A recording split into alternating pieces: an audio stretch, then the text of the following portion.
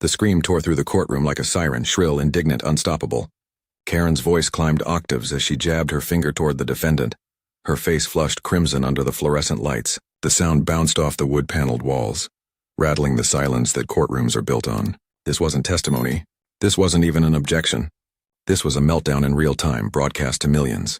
The bailiff's hand moved instinctively toward his belt, his eyes narrowing as he assessed the threat level. Camera operators behind the glass partition leaned forward, zooming in, sensing that rare thing, viral gold unfolding live. The gallery, packed with spectators who'd come for mundane small claims drama, sat frozen, mouths half open. Someone's phone rose slowly, red recording light blinking. The defendant, a middle-aged woman clutching a folder of evidence, shrank back in her chair, eyes wide with disbelief.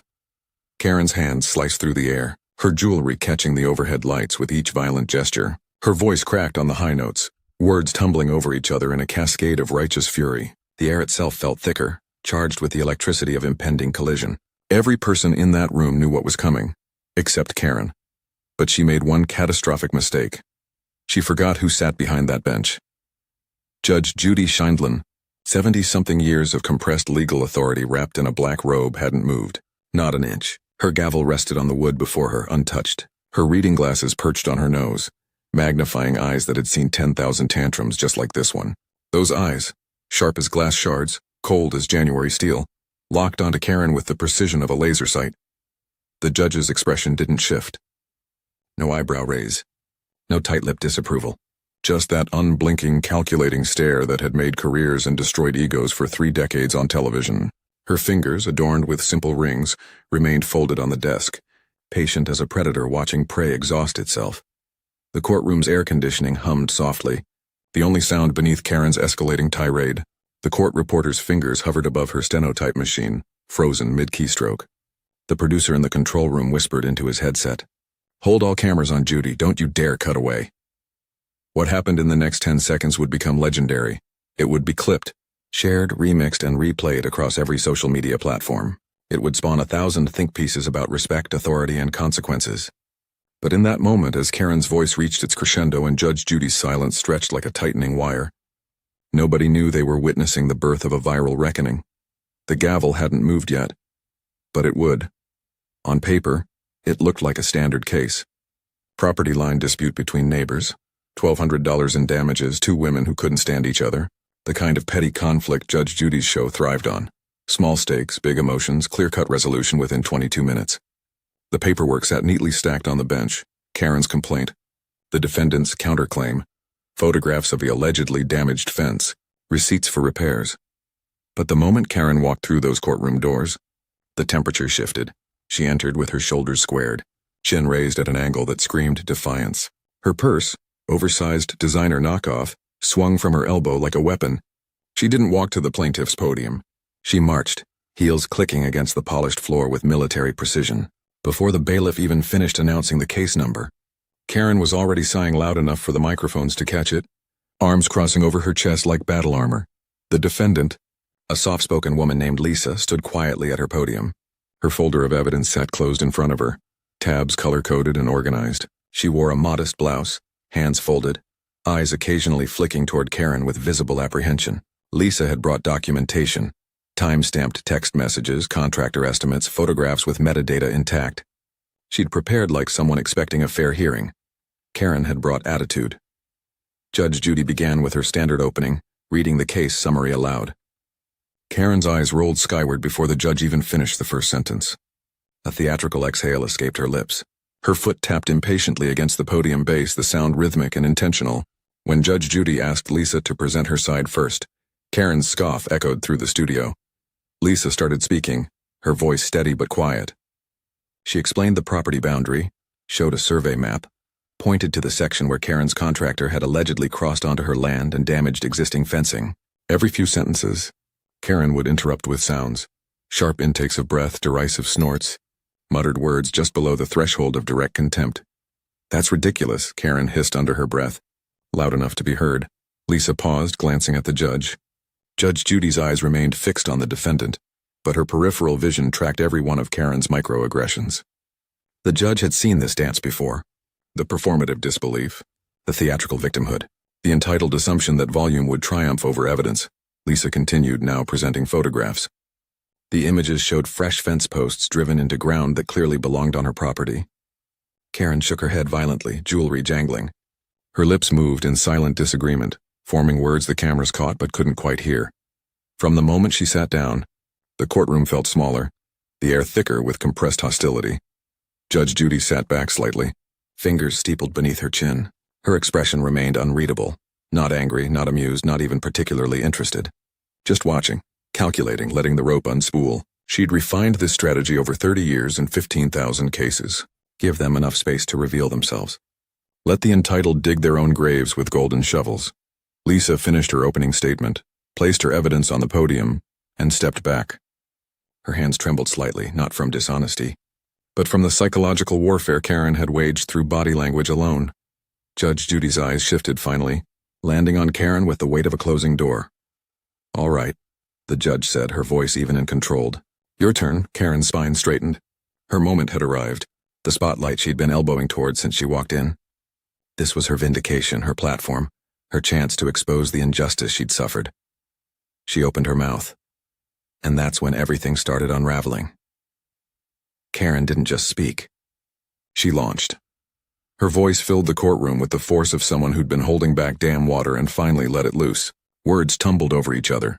Accusations, grievances, a litany of wrongs committed against her by this neighbor, by contractors, by the world itself. Her hands moved in wild arcs, punctuating every syllable with physical emphasis. Judge Judy's hand rose slightly, a subtle gesture, palm facing Karen. "Ma'am, slow down. One issue at a time." Karen barely paused for breath. She plowed forward, pivoting from the fence to property taxes to some incident involving a dog from 3 years ago. Her face deepened from pink to red, veins becoming visible along her temple. The folder she'd brought, thin, disorganized, sat ignored on the podium. She didn't need evidence. She had conviction. Lisa stood at her podium, stunned into stillness. This wasn't a legal argument. This was performance art painted in rage. Judge Judy leaned forward slightly, her voice sharpening by a single degree. "Ma'am, answer the question I asked. Did you authorize your contractor to work on her property?" Karen's eyes snapped to the judge, and for a split second, something dangerous flickered there. The realization that she was being interrupted, corrected, challenged. "I authorized him to fix my fence." Karen's voice spiked, the word "my" hitting like a hammer. "If her property got in the way, that's not my problem." The gallery shifted. A collective intake of breath rippled through the spectators. The bailiff's posture straightened incrementally. Even the camera operators exchanged glances through the glass partition.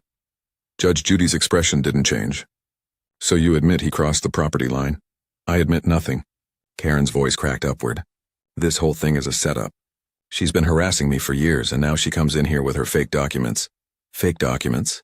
Judge Judy's eyebrow finally moved 1 millimeter north. "You're accusing her of forgery?"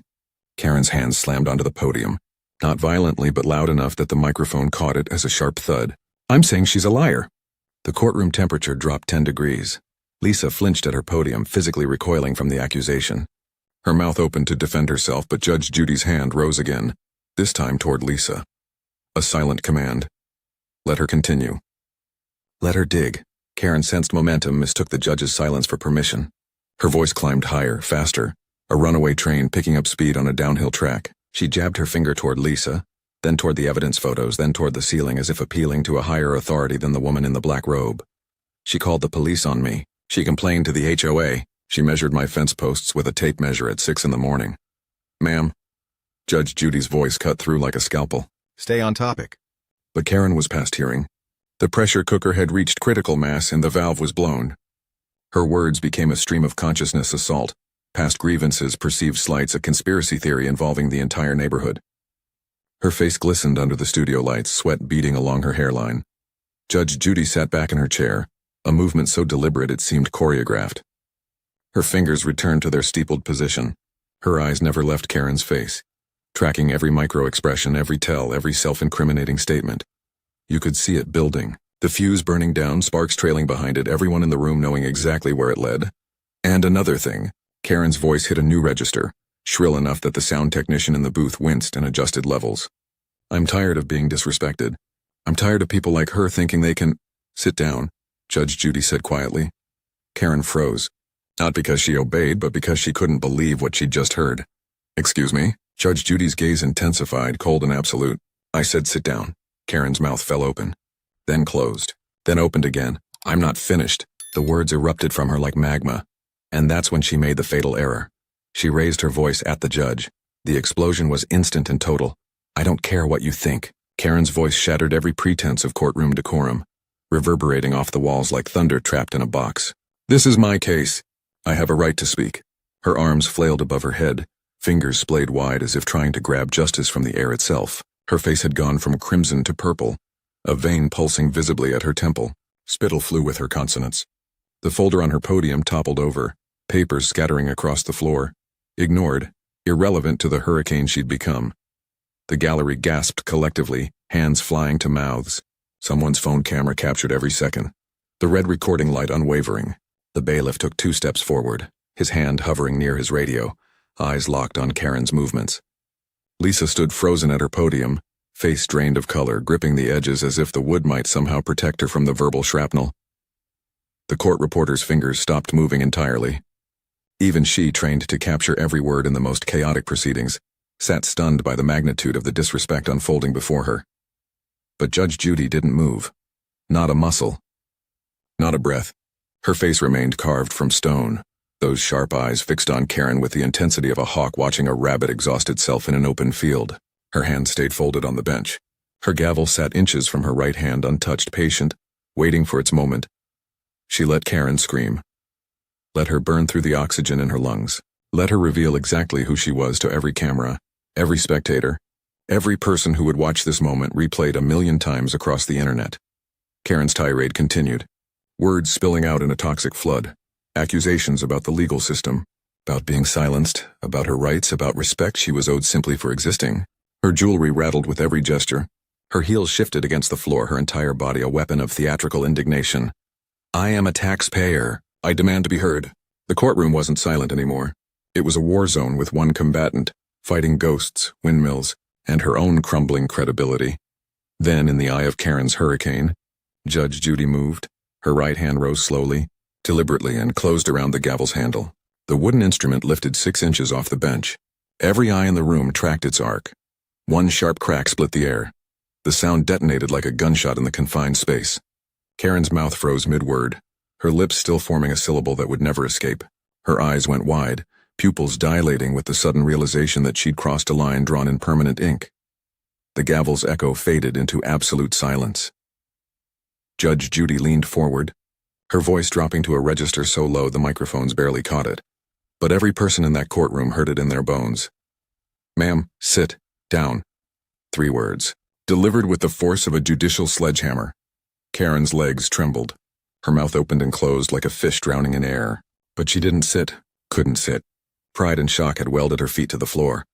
Judge Judy's eyes narrowed to razors. You walk into my courtroom, the judge continued, each word precisely measured, a surgeon making incisions, disrespect my authority, interrupt my proceedings, and scream like a toddler who dropped their pacifier. The gallery sat paralyzed. Lisa's hand covered her mouth. The bailiff's eyes widened slightly. Even he hadn't heard Judge Judy drop the hammer quite like this.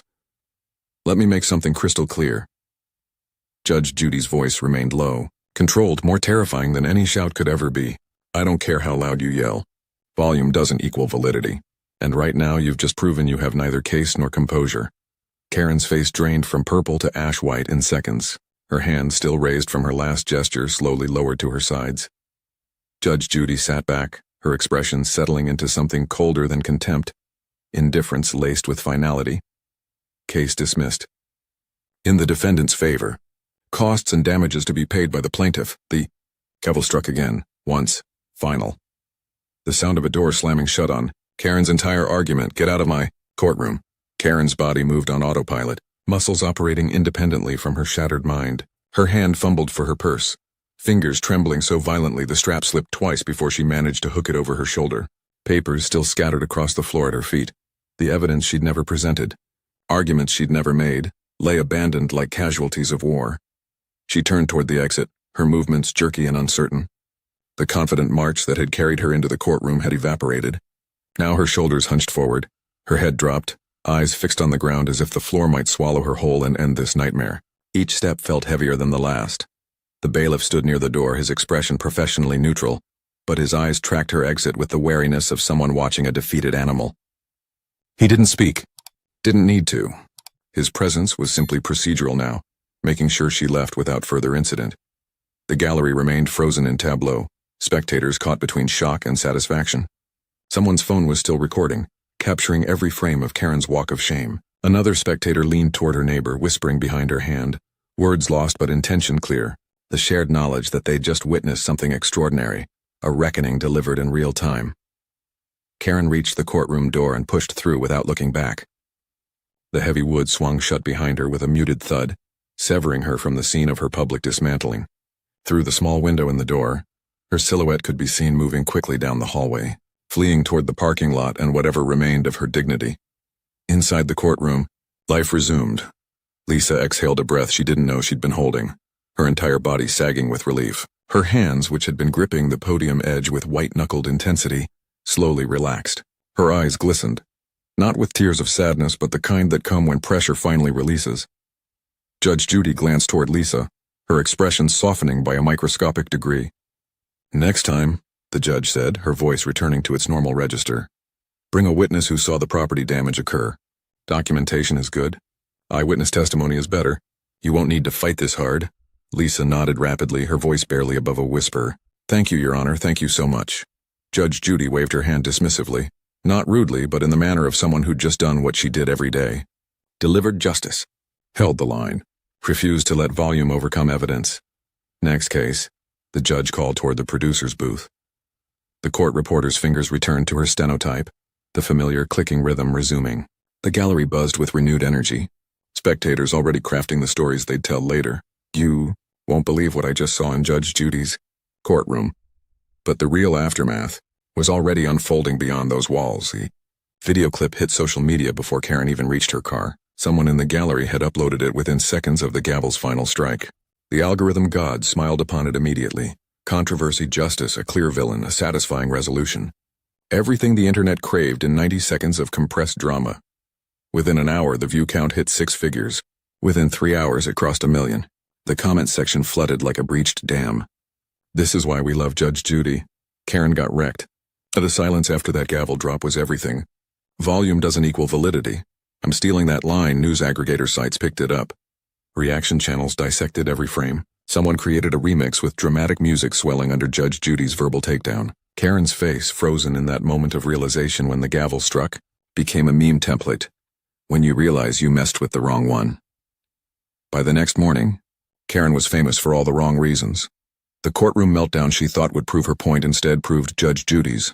Volume is not victory. Rage is not righteousness. And authority earned through decades of dispensing justice doesn't bend to tantrums, no matter how loud they get. Karen walked in believing her outrage was her power. She left knowing the difference between noise and truth. This wasn't just about a property dispute over a fence line.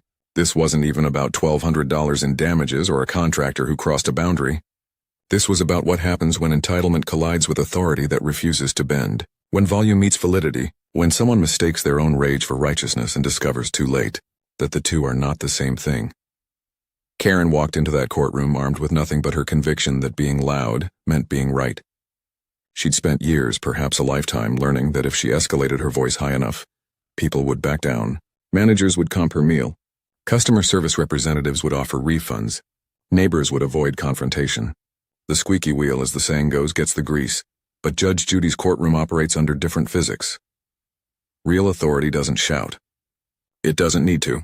It doesn't wave its arms or turn purple or invoke rights that don't exist. Real authority simply is, steady, unmovable, backed by decades of experience and the weight of actual law. Judge Judy demonstrated what true power looks like. Calm in the face of chaos, silence as a weapon, patience as a strategy. She didn't match Karen's volume. She didn't need to. She let Karen's own words become the rope, handed her enough length to tie her own noose, then simply stepped back and watched gravity do the work. This is the lesson too many people miss in an age of hot takes and social media outrage. We live in a world where too many Karens in courtrooms, in retail stores, in comment sections believe that intensity of emotion translates to validity of argument. That if they just feel strongly enough, shout loudly enough, demand respect aggressively enough, reality will bend to accommodate them. It won't. Evidence matters. Preparation matters. Composure matters. Respect matters. Judge Judy knew what Karen would do before Karen even opened her mouth. She'd seen this performance 10,000 times. The theatrical sighs, the eye rolls, the escalating interruptions. She knew the type. The entitled civilian who mistakes a television courtroom for a public forum where volume equals votes. So she gave Karen exactly what she wanted: a stage, a microphone, an audience. And then she let Karen use those tools to dismantle her own case piece by shrieking peace. The brilliance wasn't in Judge Judy's verbal takedown, devastating though it was. The brilliance was in her restraint. She didn't interrupt Karen's meltdown. She didn't cut her off mid-tantrum. She let the full spectacle unfold because she understood something fundamental about accountability. Sometimes people need to see the complete picture of their own behavior before they can understand why they lost. Karen thought she was fighting for justice. She was actually performing her own character assassination. And that's the deeper truth this moment reveals. In life's courtrooms, at work, in relationships, in public spaces where we